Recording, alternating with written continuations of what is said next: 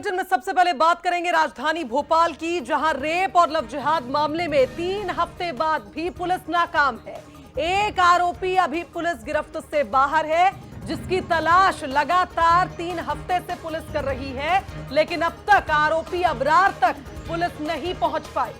तो देखिए, आरोपी अबरार अभी भी लापता है। किसी भी तरह की जानकारी नहीं है कि कहां छुपा बैठा हुआ है ये आरोपी। पीड़ित युवतियों को अपनी सुरक्षा पर अब ऐसे में संशय है। तो मानव अधिकार आयोग की टीम ने जहां जांच कर रही है ये टीम, तो निजी कॉलेज क्लब 90 पहुंचकर जांच अभी भी की जा रही है।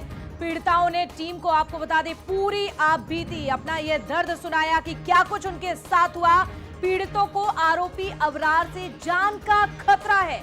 और सनी भी हमारे सहयोगी भोपाल से जुड़ चुके हैं। सनी, देखिए, आप पीड़ितों को आरोपी अबरार से जान का खतरा है, क्योंकि ये आरोपी अभी तक पता नहीं है कि आखिरकार कहां है। क्या अपडेट है सनी आपके पास फिलहाल?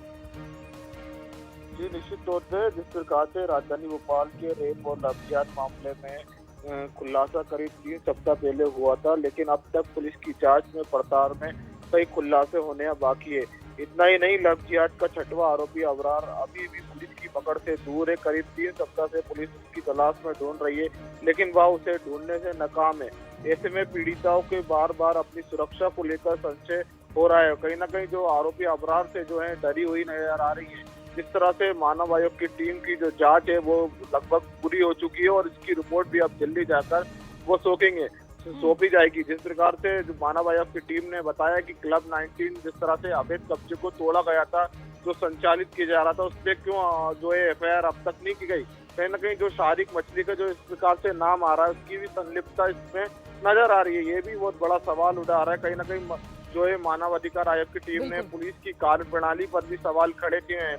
अब देखना होगा इस मामले को लेकर, जब मानव अधिकार के आयोग की जांच रिपोर्ट जब सामने आती है और आरोपी अबरार जब पुलिस पकड़ लेती है, तो कई बड़े खुलासे होने की बिल्कुल बड़े खुलासे हो सकते हैं। लेकिन सवाल तो यही है कि आखिरकार ये आरोपी कहां छुपा बैठा है और कब तक पकड़ा जाएगा। पूरी जांच को लेकर नजर बनाए रखेगा सनी, बहुत शुक्रिया। और आगे बढ़ते हैं। देखिए, जिस तरह से ये लव जिहाद का मामला बढ़ता चला जा रहा है, जांच की जा रही है, तो इस केस को लेकर जहां शहर शहर प्रदर्शन भी किया जा रहा है, जिसका विरोध शुरू हो गया है। देखिए शुभांगी, कितना ज्यादा ये विवाद बढ़ चुका है, अलग अलग तस्वीरें भी सामने आ रही हैं। बिल्कुल, देखिए, देवास में लव जिहाद की घटनाएं जिस तरह से बढ़ रही थी, अब इस पर विरोध भी शुरू हो गया है। हिंदू संगठन ने प्रदर्शन किया और कलेक्ट्रेट का घेराव करते हुए ज्ञापन सौंपा।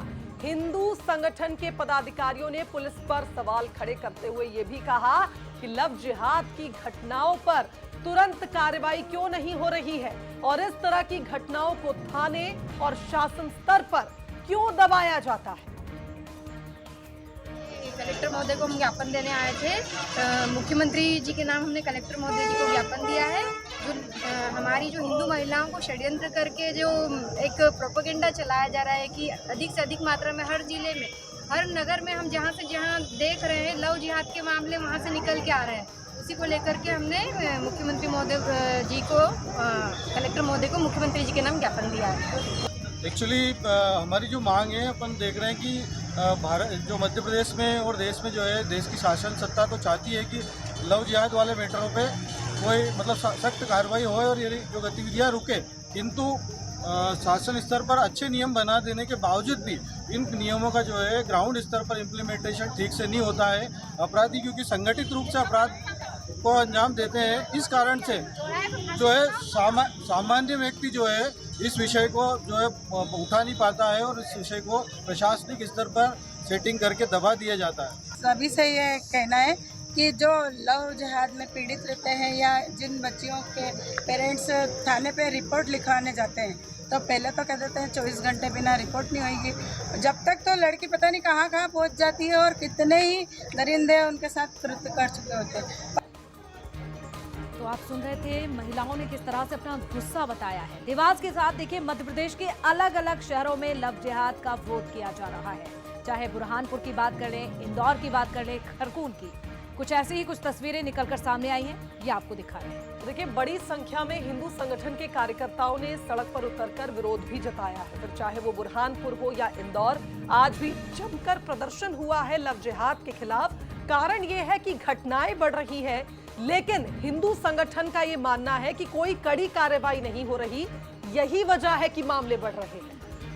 बिल्कुल, और ये आप देख सकते हैं लोगों का गुस्सा है और लोगों की मांग भी ये है कि कड़ी सजा मिलनी चाहिए। आखिरकार ये लव जिहाद के मामले क्यों बढ़ रहे हैं? और इस समय की अगर बात कर ले तो एमपी के अलग अलग शहरों में जिहाद के ये मामले सामने आए हैं। अब ऐसे में इनका ये गुस्सा आप देखिए, सड़कों पर उतरकर प्रदर्शन किया। चाहे इंदौर में बात कर ली जाए, देखिए इंदौर में बड़ी तादाद में इकट्ठा हुए लोग प्रदर्शन किया। बुरहानपुर, देवास, खरगोन की ये तस्वीरें अभी आपने देखी। तो देखिए, ये तो विरोध की तस्वीरें आपने देखी हैं, लेकिन ये विरोध हाल के दिनों में आए लव जिहाद केसेस को लेकर है। हम आपको एक एक करके बताते हैं कि मध्य प्रदेश में कहां-कहां लव जिहाद के केसेस सामने आए हैं। तो देखिए, एमपी में बढ़ते हुए लव जिहाद के केस, ये आपके सामने तस्वीरें। भोपाल में जहां छात्राओं से रेप की घटना सामने आई, जिसकी जांच चल रही है।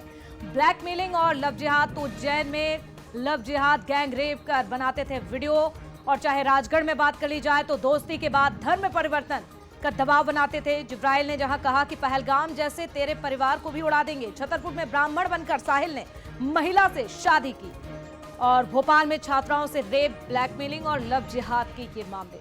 तो इंदौर में भी नाम बदलकर हिंदू युवती के साथ रेप करने वाला आरोपी, जिसका नाम फैजान बताया जा रहा है, उसने रेप कर उसका वीडियो बनाया था, ब्लैकमेल किया था। और आपको ये भी बता दें कि फैजान राहुल बनकर युवती के साथ लगातार जुड़ा हुआ था और बताया जा रहा है कि अन्य युवतियों के साथ भी वो कुछ इस प्रकार की घटना कर चुका था। इसके अलावा छतरपुर की अगर बात करें तो यहाँ पर साहिल ब्राह्मण बनकर एक महिला को फंसाकर उसके साथ रेप कर चुका था। तो कुल मिलाकर ये कहा जाए लगातार ये घटनाएं बढ़ रही हैं।